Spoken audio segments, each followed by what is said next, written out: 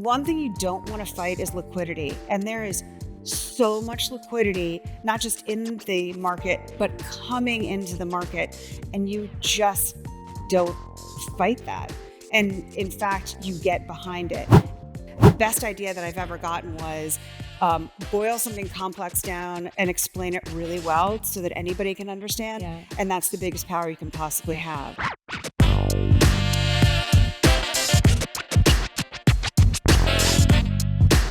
I'm quite excited for this session because I have been following Meredith Whitney my whole career. So I'd like to introduce her today. Meredith started her career on Wall Street in the early 90s as a research analyst at Oppenheimer and also at Wachovia later. She cut her teeth through market crises such as the tequila crisis of 94, the Russian debt crisis of 1998, the dot-com bust, of course, of 2000, and the one we all know very well, the great financial crisis in 2008. So, in fact, in 2006, Meredith, 2 years before the worst of it, warned the FDIC about what was to happen, putting them in a better position to handle it. Meredith also spent time at Arch Capital as a CFO of a startup, and she is now back to her roots of research at her own firm, Meredith Whitney Advisory Group. Welcome, Meredith. Thanks for having me. So I want to start this discussion just spending some time talking about what drew you, just a couple minutes, like I'm always interested in what drew people to what they're doing and passionate about. So what drew you to finance and research in the first place? Well, when I was in school, in college, I wanted to go to the most competitive city, which was New York City, and I wanted to be in the most competitive industry, which was finance. I didn't know research existed. When I was in school, the cool jobs or the most competitive jobs were consulting and investment banking. And I graduated from college early, so I missed out on that. So when I started looking around and I understood that research existed, I was like, wait a second, you get paid to do this. I was a history major, so I love connecting dots and finding fact patterns and understanding why things happen and what the consequences of things, sort of the flywheel effect on that. So I remember sending my resume out to 30 different places, and 2 people responded, and I got a job, and that was history. Research didn't get cool until Henry Blodgett, right? So it was a nerd factory, and I was right in my element. I like being a nerd. There's nothing wrong with it. Okay. So I'm going to quote you. You have said, "I have always been fiercely independent and unbiased. I am often early and unafraid, driven by data." What is your process then? So my process is data at the core. So I've always used all publicly available data. It's how you put the data in your own personal blender that what comes out of it. So I think that often people ask me why I speak with such conviction. I never speak about things that I don't know anything about with conviction, but the numbers drive me to have. It's not me. It's the math, and the numbers don't lie. Math doesn't lie. So I will beat the daylights out of a thesis I have. Danny Moses spoke about this earlier, and the Big Short Crew spoke this earlier. I want to be proven wrong, by somebody, so I don't embarrass myself in front of everybody, right? So being a sell-side analyst, which is how I grew up, you get the daylights kicked out of you, right? So I remember Leon Cooperman calling me and complaining that I put a neutral on. I've gotten so much criticism, so I'm used to Putting yourself out there. putting myself out there and getting a lot of negative feedback. I'm not used to getting a lot of positive feedback, but at any rate, it makes you better. It hones your craft. And when I first started, I worked for the same guy that the Big Short guys worked for, and he would come up with these huge, big ideas, and I thought, oh my gosh, am I ever going to be able to do that myself? Because I was always so paranoid about getting the numbers right and not messing up. And so I was, overcompensated for that always. And then when I went out on my own, sure enough, I came up with my own ideas, and then it just gets bigger and bigger and bigger, and you have to give yourself a little grace when you don't always have a fat pitch, and you don't always have a huge call, and that's okay. But when you're on a roll, you got to take huge advantage of it. And when I get excited about things, like I'll go through a lull and uh, just rabbit hole myself in the data. And then also I crazy check myself off of um, my friends in the industry. Like, does this sound insane? Because I'm oftentimes I'm doing things that people are not They're doing, not talking about. and not talking about. And that has been consistent throughout my entire career. So I want to know, like, why, like, always thinking that I'm not the smartest person in the room. Where am I wrong? Yeah. How am I seeing something and other people don't? And then if I go live with something, it's because people are like, and these are people deep in the industry. I don't see that you're wrong. And then I go out and then people are like, oh, she's an idiot. She doesn't know what she's talking about. And then and then when it happened, when things turn out the way Sometimes a couple years so they're later. like, oh, that was so obvious. I like, or something that uh, they never accuse the guys from The Big Short about. Oh, they got lucky. I've been told I've gotten lucky so many times in my career. I'm like, I better play the lotto. I am so stinking lucky. But you work really hard so you can get lucky. Yeah. And the process is the pleasure for me. I love going into the data, and I'll give you some examples, because if you front end load your work, you get a smarter about it, but then you get so much feedback that you get better at it. You get bigger ideas about it. You said you go into public data. Like, what's an example of something that you've uncovered recently or in the Um, last couple of years? okay, well, Yeah.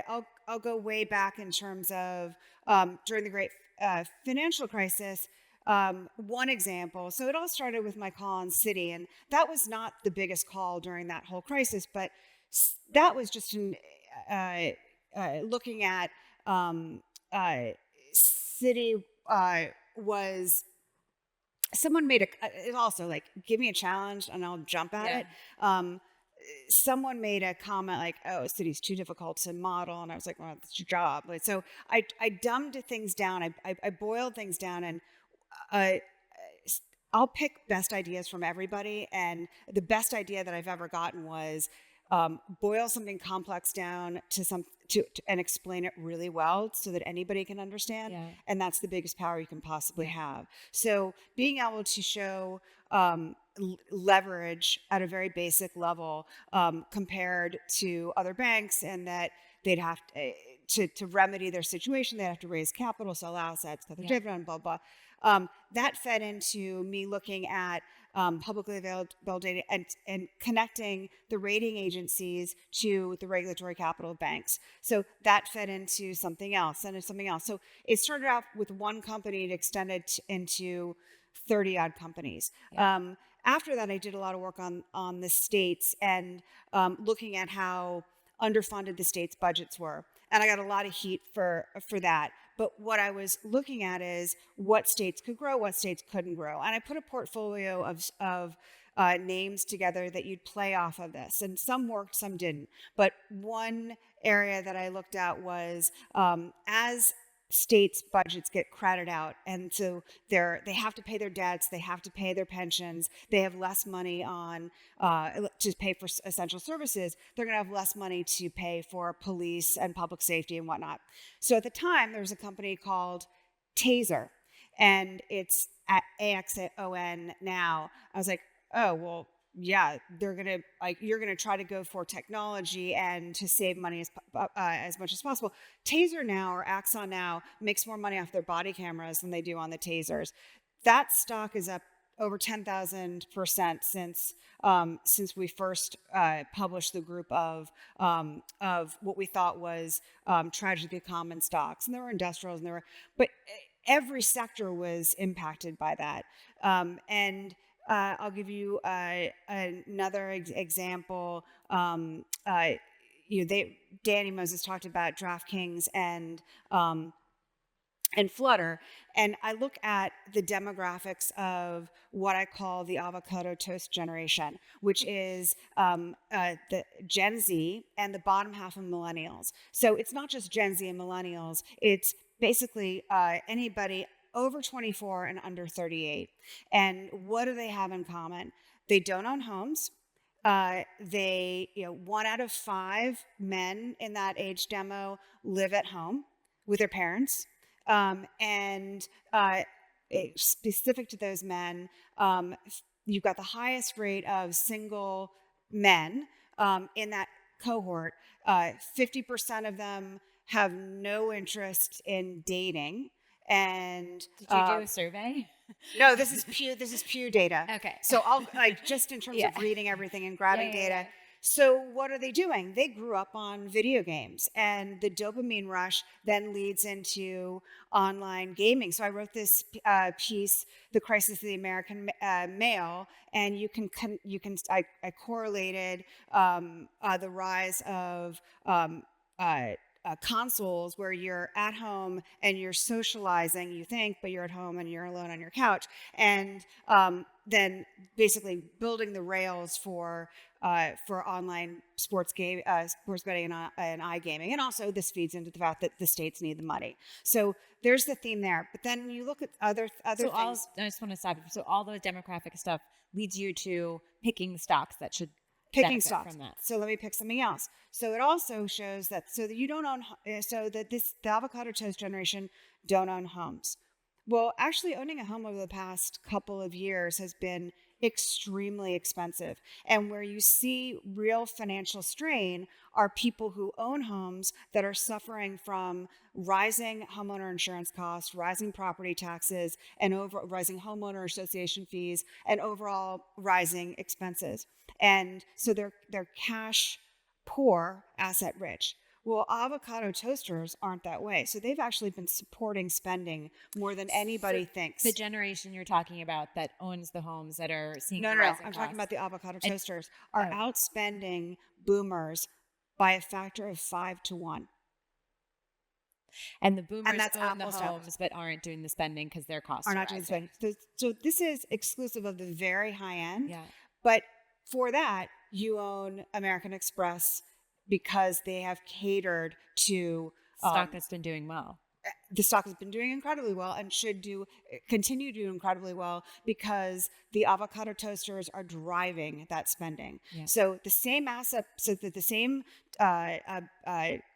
credit balance and composite mix is with the avocado toasters and the boomers and Xers, but the avocado toasters are driving all the spending. So I look at spending data. I mean, there's not a data source that I won't look at. And that's what's fun for me. But there are so many stock opportunities within all of this. And they're long-term. They can be as long-term as you want or as short-term as you want. But I mean, you look at a materials company like Sterling that's up over 70% this year. Axon is up by 70+% this year. They're How do they do they relate to the avocado toast generation? Oh no, Axon is still on the Axon is still on the tragedy of the commons, but I sort of updated the tragedy of commons. Tragedy of the commons. I now call them Pottersville stocks. So remember in It's a Wonderful Life when George Bailey says he doesn't want to live anymore, so Clarence the angel takes him around and shows him life without him around. And it's Pottersville, and there are dance halls and gambling meccas. And so DraftKings and Axon are my Pottersville stocks. They're doing incredibly well. Okay. So the theme that I look at now in all of this is who has money, who doesn't have money, and where the spending is coming from. Also, this leads into I've been very negative on the dollar stores, which have been, I mean, this year alone, they've been down almost 50%. Yeah. And you can see very clearly if you look at the data, who's spending, who's not spending. And I know. Sorry to disagree with you, Danny. I know you love Walmart because people are uh, downsizing. Walmart's an unbelievable shopping experience. Like you don't downgrade to Walmart, you upgrade to Walmart. I mean, it is. I mean, it's incredible. The key differentiator for Walmart is you have to drive to a Walmart. You walk to a dollar store. And so you see, if you have the ability to get in a car, you're doing better than if you don't have the ability to get in a car and you're walking to Walmart. And it's the lower end and the middle end that are really, really stretched. But specific to where the next opportunity Yeah. is, which you can see is, I'm all about housing because it tells you everything, and I hope I've given you guys some examples as to why in terms of spending power. But there's also untapped spending power in terms of the 35 trillion of equity in homes, and you're starting to see people tap into that. And so one of the Like through home equity loans or in other ways? in home equity loans and home equity investments and reverse mortgages, that's a teeny tiny market, but it's home equity. And so I was um, wrong about something earlier this year. I wrote a piece in the FT, but this is an example of where I got so much grief. I'm being polite here about something I wrote in. I did a piece on Freddie Mac had proposed getting into the home equity market, buying closed-end second mortgages, and their ability to do so would mean $1 trillion of buying power. I mean, it's massive, even on Wall Street's terms. So that Which would create liquidity for the housing you'd market. see huge liquidity because there's demand, right? Homeowners, which uh, over 70% of homeowners are over 40, 56% of all homeowners are over 60, or sorry, over 60. So you've got a ton of dough Yeah. confined to a very narrow group. So there's demand, actually. Home equity demand has actually picked up. A lot of it is in the private credit market, but even in the public market, it's been the only area where it's actually bank balance sheets have grown. And in the asset-backed market, it had been declining for 17 years. It's now started to pick up. That's wildly bullish. So anyway, so I wrote a piece in the FT. It came out on Friday, and the Wall Street Journal clapped back at my piece on the walls on the FT in its opinion piece on Monday. I've never had that happen before, so You can handle it. I can handle it. But holy smokes! Anyway, But what does that tell you? Like that they didn't want this information to be out, or no, it tells me that the proposal was wildly partisan, and this is important because it would be incredibly stimulative to the economy. And the Republicans didn't want Biden to have that win. Because that would have meant that you would have started to get a ton of liquidity into September, and the economy would have, right? Because it's the consumer is the linchpin to the entire U.S. economy. So, and the Wall Street Journal hates the agencies, and at any rate, I didn't care. I didn't have a dog in the hunt. Well, you put yourself out there. It's sort of, it's nice to be relevant, but so anyway, kept looking at it, and then that sparked in me like, oh my gosh, all of these companies from a private credit perspective, so much money is coming into the home equity space, so much money. Yeah.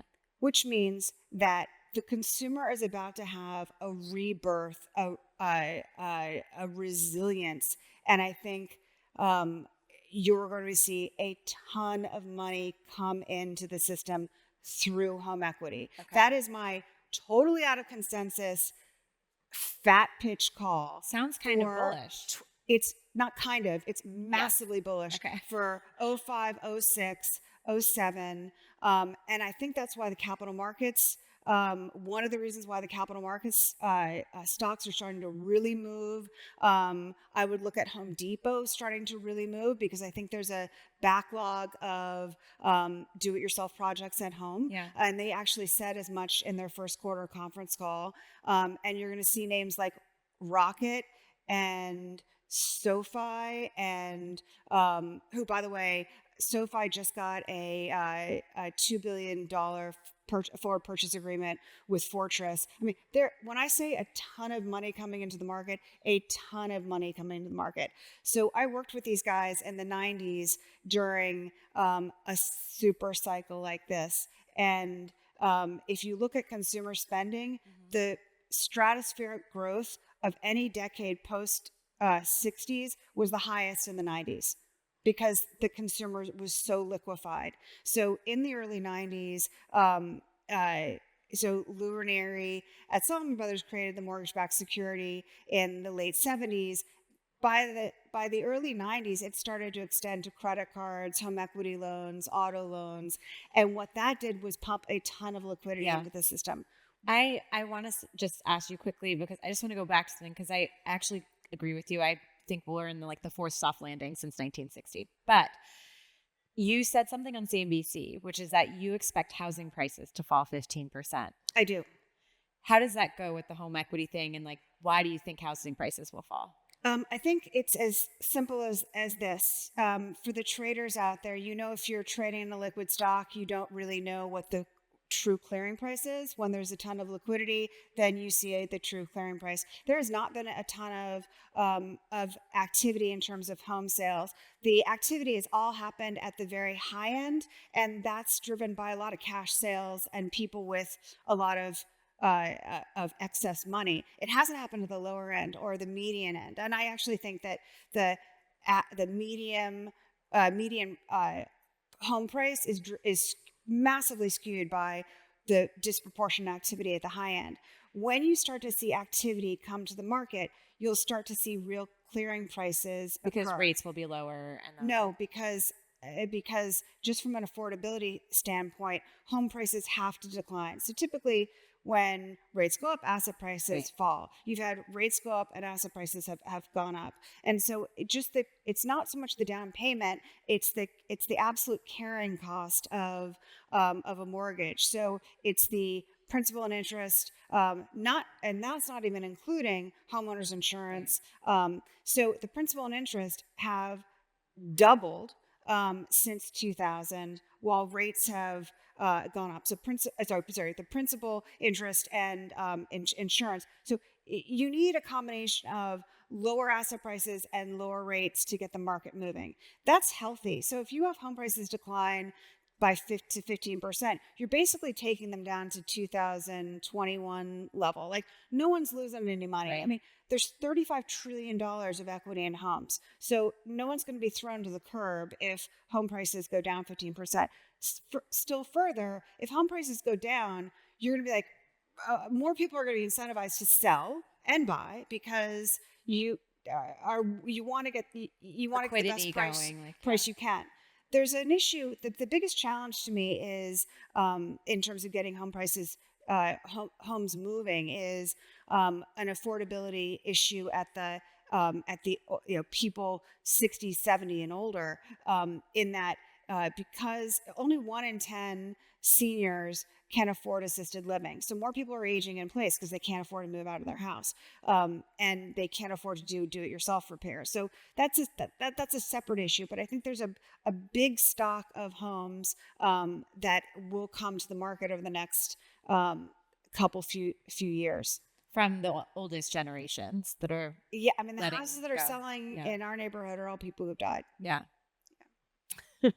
I do want to ask, is there anything out there that's a big risk that others aren't seeing right now that you're kind of nervous about? Because you sound you said you're very bullish, generally speaking, on the consumer. I don't think I have any, I think my level of, my perception of risk is very average in terms of whatever, what was said this morning and what everybody else in the room. What? Deficit maybe? Yeah, but that's like waiting for Godot. I mean, I wrote, I wrote some specifically about the states because states are constitutionally required, except for Vermont, to balance their budget every year. The U.S. government is not. So, uh, and both candidates are running on platforms of endless free pizza for everybody to get elected. So that's not going to change anytime time soon. I'm not smart enough to know when that hits the fan. I I don't you know again, these very brilliant guys this morning said this well, like, one thing you don't want to fight is liquidity. And there is so much liquidity, not just in the market, but coming into the market. And you just don't fight that. And in fact, you get behind it. So we've got like 1.5 minutes left, and I wanted to do this like quick lightning round with you. Okay. So just the first word that comes in your mind. Worst investment ever made. Mercado Libre. And I know that's counterintuitive, but I bought Mercado Libre, which is the South American Amazon, at 300, and I had done all my work, and a Latin American manager said to me, "Oh, like something disparaging of the company." I'm like, "Oh, I."